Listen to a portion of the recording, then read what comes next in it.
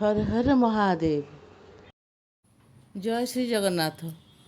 शास्त्र रे गोटे कथा बहुत स्पष्ट भाव में लिखा जाइछि। अधा ज्ञान सबुबले सर्वनाशर कारण होइथाए। जदि आपण भगवान शिवंकर कृपा पाइबाकू चाहुचंती तेबे पूजार सठिक धारा एवं नियम जानिबा आपणक पई अत्यंत जरूरी। ओम नमः शिवाय। 2026 मसीहार पवित्र श्रावण मास आरंभ हो सारिलानी। एही वर्ष श्रावण मास केबेठारु आरंभ होउछि?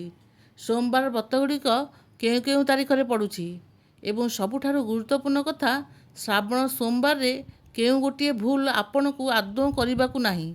एही सब विषय आजिर ही वीडियो रे आमे विस्तार भाव में आलोचना करिबा। ताले वीडियोटी को शेष पर्यंत निश्चय देखंतु, कारण शेष रे मु आपनकू गोटे विशेष उपाय कहिबी जहाँ आपनक भाग्य बदलाई देई पारे। वर्तमान आसनु जानिबा श्रावण सोमवार दिन भगवान शिवंकर पूजा किपरि करिवे, जहाद्वारा महादेव तुरंत प्रसन्न हेबे। जानिनेबा केउं केउं तारीख रे सोमवार पड़ुछि। बंधुगण, 2026 मसीह पवित्र श्रावण मास 30 जुलाई गुरुवार ठारू आरंभ होई 28 अगस्त पर्यंत चलिबो एवं संपूर्ण मासटी प्रभु भोलेनाथ एवं माता पार्वती उपासना पई अत्यंत शुभ एवं मंगलकारी बोली मना जाए। एही वर्ष श्रावण मासरे मोट 4टी श्रावण सोमवार पड़ुछि।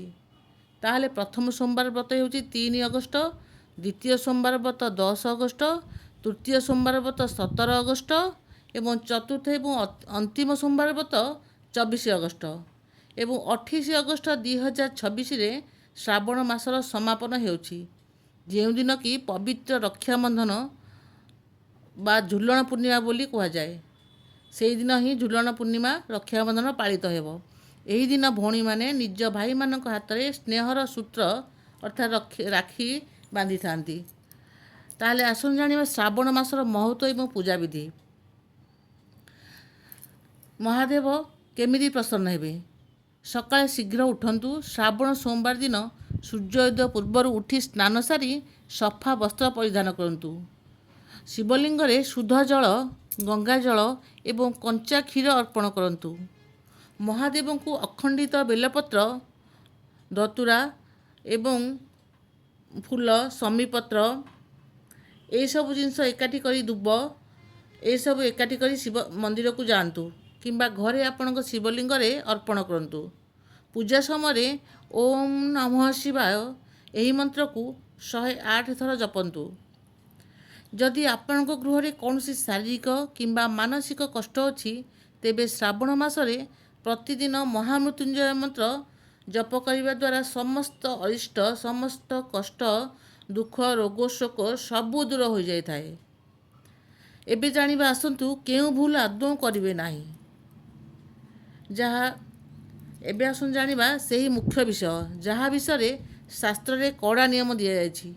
श्रावण मासरे किछि भूल कले पूजार फल मिल न थाए। शिवलिंग रे केबे भी तुलसी पत्र, हलदी किंबा केतकी फूल केबे भी चढ़ांतु नाही। एही संपूर्ण मासरे आमिष, रसुण, पियाज एवं निशाद्रव्य ठारू संपूर्ण दूरेई रुहंतु। श्रावण सोमवार दिन काहारी को कटु वाक्य केबे भी कहंतु नाही किंबा मनरे क्रोध, हिंसा, काहाकू अपमान करिबा केबे भी आनंतु नाही। प्रभु शिव किपरि शांत हेबे आसंतु जानिबा। शिवंग उपरे क्षीर एवं बेलपत्र चढ़ांतु, गंगा जल मध्य चढ़ांतु। आजिर विशेष उपाय होछि, जदि आपणकर चाकरी किंबा व्यवसाय रे उन्नति हेउ नाही तेबे श्रावण सोमवार दिन 21टी बेलपत्र रे चंदन रे राम नाम लेखि शिवलिंग रे अर्पण करंतु। आपणकर समस्त मनोकामना निश्चय पूर्ण हेब। जदि आपनको यही सूचना भल लगिला तेबे वीडियोटी की लाइक करंतु एवं कमेंट बॉक्स रे हर हर महादेव निश्चय लिखंतु। एहीपरि आहुरी धार्मिक एवं शास्त्रीय वीडियो देखिबा पई आम चैनल को एबे ही सब्सक्राइब करी बेल आइकन को ऑन कर दियंतु। पुणी देखा हबो आसंता वीडियो रे। सेतेबेला पर्यंत जय श्री जगन्नाथ।